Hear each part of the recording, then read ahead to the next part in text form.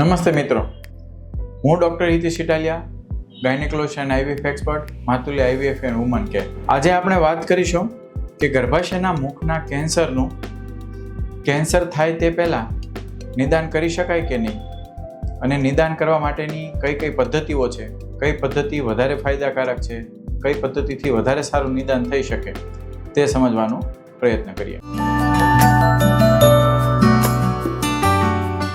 2020માં WHO દ્વારા ગર્ભાશયના મુખનું cancer ઓછામાં ઓછો દર થાય તે માટે એક સ્ટ્રેટેજી આપવામાં આવી, જે અનુસાર 90% છોકરીઓને ગર્ભાશયના મુખની રસી આપી, 70% બહેનોનું ગર્ભાશયના મુખનું કેન્સર છે કે નહીં તેનું સ્ક્રીનિંગ કરવું, એટલે કે પ્રી કેન્સરિયસ કન્ડિશન છે કે નહીં તેનું નિદાન કરવું, અને 90% બહેનોને એમાંથી કંઈ પણ નિદાન થાય તો એની સારવાર કરવી, કે જેનાથી ગર્ભાશયના મુખનો દર જે વિશ્વભરમાં 2020માં 6,04,000 બહેનોમાં નિદાન થયું હતું, અને જેમાંથી 3,40,000 બહેનોનું ગર્ભાશયના મુખના કેન્સરને કારણે મૃત્યુ થયું હતું.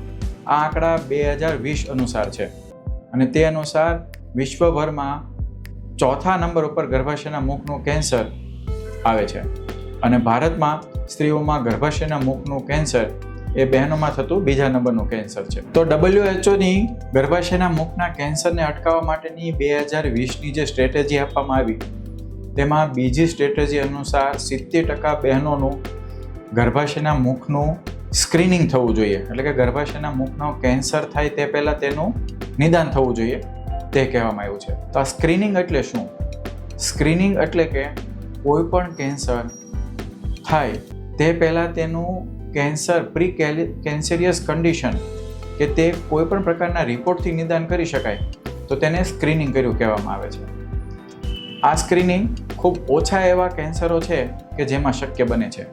તેવામાંનો એક ગર્ભાશયના મુખનું કેન્સર છે કે જેનું કેન્સર થતાં પહેલાં જ નિદાન કરી શકાય છે. ગર્ભાશયના મુખના કેન્સર થવાનું મુખ્ય કારણ HPV વાયરસ છે, હ્યુમન પેપિલોમા વાયરસ.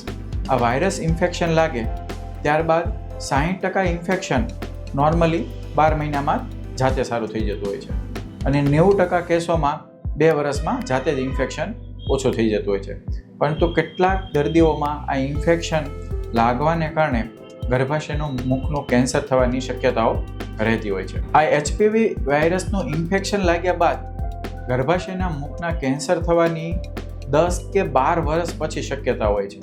તેથી આ ઇન્ફેક્શન લાગ્યા પછી 12 વર્ષ સુધીનો સમય હોય છે કે કેન્સરને નિદાન કરવા, અથવા તેની કેન્સર થાય તે પહેલાં તેની નિદાન કરી શકાય છે. તો આ સ્ક્રીનિંગ ટેસ્ટ દ્વારા ગર્ભાશયના મુખનું કેન્સર ખૂબ જ વહેલા નિદાન કરી શકાય છે, અને તેમની સમયસર સારવાર કરવાથી ઓપરેશનની શક્યતાઓ તેમજ મૃત્યુ દર પણ ઘટાડી શકાય છે. હવે આપણે સમજીએ કે સ્ક્રીનિંગ ટેસ્ટના ફાયદા શું હોય છે. સ્ક્રીનિંગ ટેસ્ટ જે આપણે અગાઉ સમજ્યું તે પહેલાં કે ગર્ભાશયનું મુખનું કેન્સર થાય તે પહેલાં જ તેની પ્રી કેન્સરિયસ કન્ડિશન હોય તેમાં જ તેનું નિદાન કરી શકાય છે. અને પ્રી કેન્સરિયસ કન્ડિશનમાં નિદાન કરવાથી જે ભાગમાં તે માત્ર ઇન્ફેક્શન લાગેલું હોય અથવા જે પ્રકારના ચેન્જીસ થયા હોય તે ભાગને માઇનર એવી સર્જરીથી રાહત મેળવી શકાય છે, અને મોટી સર્જરીથી દર્દીને બચાવી શકાય છે.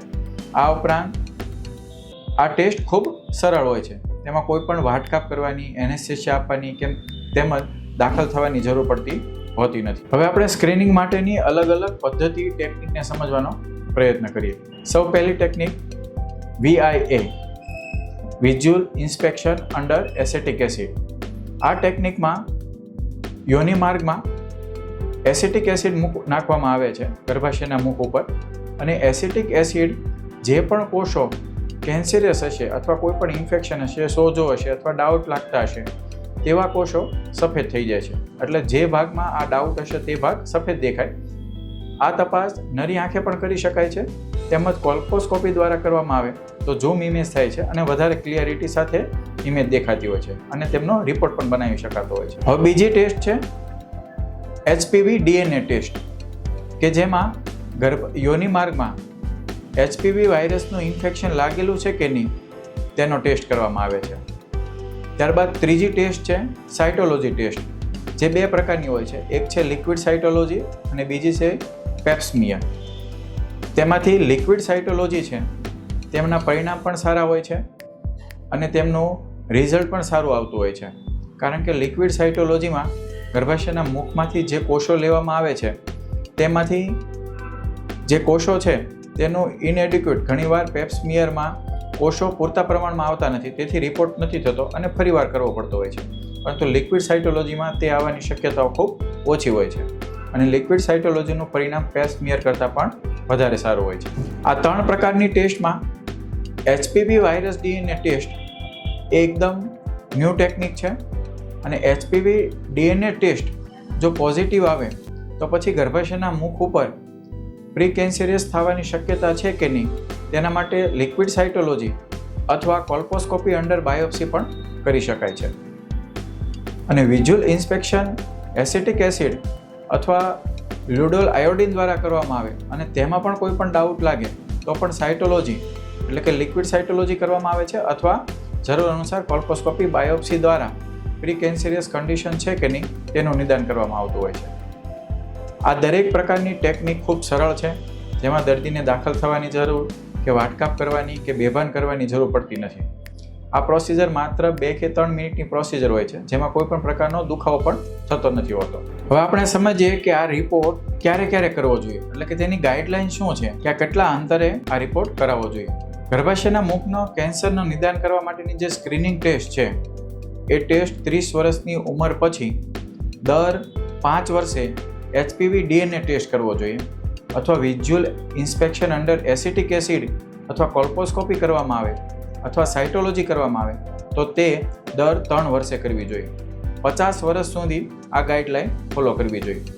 50 વર્ષ બાદ જો 2 રિપોર્ટ નેગેટિવ આવે તો ત્યારબાદ આ કોઈ પણ પ્રકારના રિપોર્ટ કરવાની જરૂર નથી હોતી.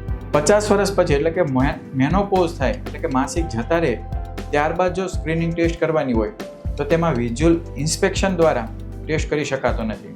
તેમાં HPV DNA ટેસ્ટ અથવા સાયટોલોજી દ્વારા ગર્ભાશયના મુખનું કેન્સર થવાની શક્યતા છે કે નહીં તેનું સ્ક્રીનિંગ કરવું પડતું હોય છે. પરંતુ આ ટેસ્ટમાં કેટલીક પ્રકારની એવી કન્ડિશનો હોય કે જેમ કે જેને CIN 1, 2 કે 3 તેવું કહેવામાં આવે છે, તો તેમાં કેટલાક દર્દીઓને 6 મહિને, 12 મહિને અથવા વર્ષે પણ આ રિપોર્ટ વારંવાર કરવા પડવાની સલાહ આપવામાં આવતી હોય છે, જેમાં આપના ગાયનેકોલોજી ડૉક્ટરની સલાહ લેવી ખૂબ જરૂર હોય છે. કેટલીક વાર આ સ્ક્રીનિંગ ટેસ્ટમાં ડાઉટફુલ રિપોર્ટ લાગે તો તેમાં કોલ્પોસ્કોપી ગાઇડેડ બાયોપ્સી લેવાની પણ જરૂર પડી શકતી હોય છે. HPV વેક્સિન લીધેલી હોય એટલે કે ગર્ભાશયના મુખની કેન્સરની રસી લીધેલી હોય તે દર્દીએ પણ સામાન્ય બહેનોની જેમ જ તે જ ગાઈડલાઈન અનુસાર ગર્ભાશયના મુખનો કેન્સરનું સ્ક્રીનિંગ કરાવવું જરૂરી છે.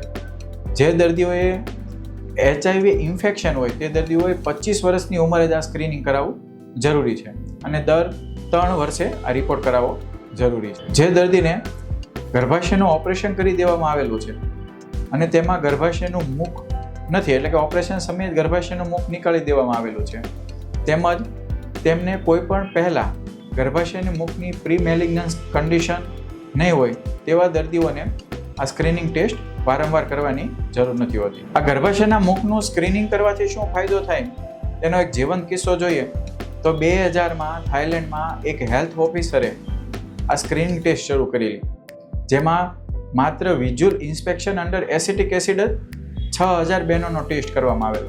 તેમાંથી 13% બહેનો આ ટેસ્ટમાં પોઝિટિવ આવેલા અને તેમાંથી 96% બહેનોને ક્રાયોથેરાપી એટલે કે ગર્ભાશયના મુખ ઉપર એક પ્રકારનો ગેસ નાખી અને જે ભાગ ડાઉટ લાગતો હતો તેમને ખેરી નાખવામાં આવ્યો. ત્યારબાદ 1 વર્ષ પછી ફરીવાર આ ટેસ્ટ કરવામાં આવ્યો અને તે ટેસ્ટમાંથી 94% બહેનો નેગેટિવ હતા. આ સતત 10 વર્ષ સુધી કરવાથી થાઈલેન્ડમાં ગર્ભાશયના મુખનો કેન્સરનો દર ખૂબ જ ઓછો થઈ ગયો અને તેના બદલામાં તે ઓફિસરને 2008માં એવોર્ડથી સન્માનિત કરવામાં આવ્યા. આ ગાઈડલાઈન અનુસાર જે પણ દર્દીઓને આ વારંવાર રિપોર્ટ કરાવવો પોસાય તેવો ના હોય તેવા દર્દીઓમાં 35 થી 50 વર્ષની ઉંમર વચ્ચે લાઈફમાં એક જ વાર HPV વાયરસ DNA ટેસ્ટ કરવામાં આવે અને તેનાથી જો સ્ક્રીનિંગ કરવામાં આવે તો તેનાથી પણ ગર્ભાશયના મુખથી કેન્સરથી બચવા માટેનો જે પ્રયત્ન કરવામાં આવે તેમાં પણ ખૂબ સારા પરિણામો મળતા હોય છે. તો આવી જ રીતે આ જીવંત કિસ્સા અનુસાર જો વારંવાર ગર્ભાશયના મુખના કેન્સરનું સ્ક્રીનિંગ કરવામાં આવે તો ગર્ભાશયના મુખના કેન્સરનો દર ખૂબ ઘટાડી શકાય છે તેમજ મૃત્યુદર પણ ઘટાડી શકાય છે. સ્ત્રીરોગ, વંધ્યત્વ અને પ્રેગ્નન્સીને લગતા આવા જ વિડીયો માટે ફરી મળીશું. નારી સ્વસ્થ, ભારત સ્વસ્થ. નમસ્તે.